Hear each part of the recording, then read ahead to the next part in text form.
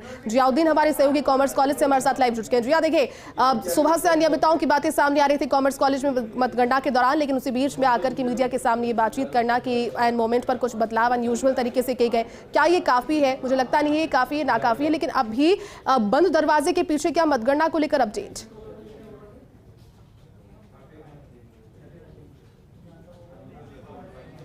देखिए, अगर जो मतगणना की अगर बात की जाए तो अब तक मतगणना शुरू नहीं हुई थी। ये बताया गया है कि जो यूनिवर्सिटी के जो पीआरओ थे उनकी तरफ से आके अनाउंसमेंट किया गया है कि अब मतगणना शुरू की जाएगी। सबसे पहले जो खारिज जो मतपत्र थे, जिनका वोट खारिज हो चुका था, उन मतपत्रों को तमाम जो प्रत्याशियों के प्रतिनिधि और प्रत्याशी मौजूद थे उनको दिखाया गया। उसके बाद तमाम जो वोट कास्ट हुआ था उन सबका बंडल बना लिए गए चारों पदों के लिए। उससे थोड़ी देर के बाद अब काउंटिंग शुरू होगी। फिलहाल इसी बीच के अंदर एक बड़ा सवाल उठा है जो यहाँ पे जो मौजूद थे छात्र प्रतिनिधि या पूर्व छात्र नेता, उनकी तरफ से उठाया गया है कि यहाँ पे एक एफए जो फाइनेंशियल एडवाइजर है वो यहाँ पे अंदर काउंटिंग के अंदर मौजूद है, जबकि उनका किसी तरह से काउंटिंग के अंदर होना नहीं चाहिए था। फिलहाल इसी बात को लेकर यहाँ पे विवाद हो रहा है, चूंकि अब प्रशासन की तरफ से किया जा रहा है कि जल्द ही काउंटिंग शुरू हो जाएगी। अगर काउंटिंग शुरू होती है तो 3 से 4 घंटे के अंदर ये काउंटिंग पूरी होगी। फिलहाल उसी बीच के अंदर जो बात सामने है कि राजस्थान यूनिवर्सिटी का जो मुख्य द्वार है और ये कॉमर्स कॉलेज का जो क्षेत्र है, यहाँ पे आसपास जो प्रत्याशी हैं उनके समर्थक जमा हो रहे हैं धीरे धीरे, और सबके मन के अंदर शंका है कि आखिर इस बार इतनी देरी क्यों हो रही है। और उसी को लेकर हमारे साथ मौजूद है पूर्व छात्र प्रतिनिधि नरसी किरण, उनसे जानते हैं क्या वजह है, किस तरह की नाराजगी छात्रों में। देखिए, निश्चित रूप से आप देखिए 3 बज गए हैं। पहली बार ऐसा हो रहा है राजस्थान विश्वविद्यालय का चुनाव जिसमें अंदर 100 कर्मचारी हैं और अब 3 बजे तक अभी तक कोई चीज़ स्थिति स्पष्ट नहीं है। मीडिया को बाहर रखा गया है। मीडिया को बाहर रखने से लोगों में गुस्सा है, नाराजगी है। आपने बताया कौन बैठा हुआ है अंदर एफए बैठा है, रजिस्ट्रार बैठा है। उनका क्या काम? मतगणना में उनका क्या काम?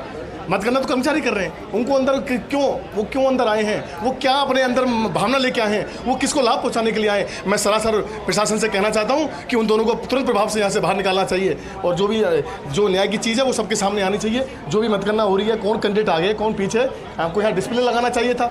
अगर आपने मीडिया को रोक दिया, बाहर लगाते ना आप डिस्प्ले, अंदर क्या चल रहा है, वीडियोग्राफी आप करवा रहे हो। ऐसी वीडियोग्राफी किस काम की जो कोई देख नहीं पा रहा है? पूरा राजस्थान का नाराजगी है, 100% नाराजगी है। ये देखिए, साफ तौर पर छात्रों के अंदर नाराजगी है कि क्योंकि जिस पारदर्शिता की बात की गई थी विद्यालय प्रशासन की ओर से, यूनिवर्सिटी प्रशासन की ओर से, वो पारदर्शिता यहाँ नजर नहीं आई।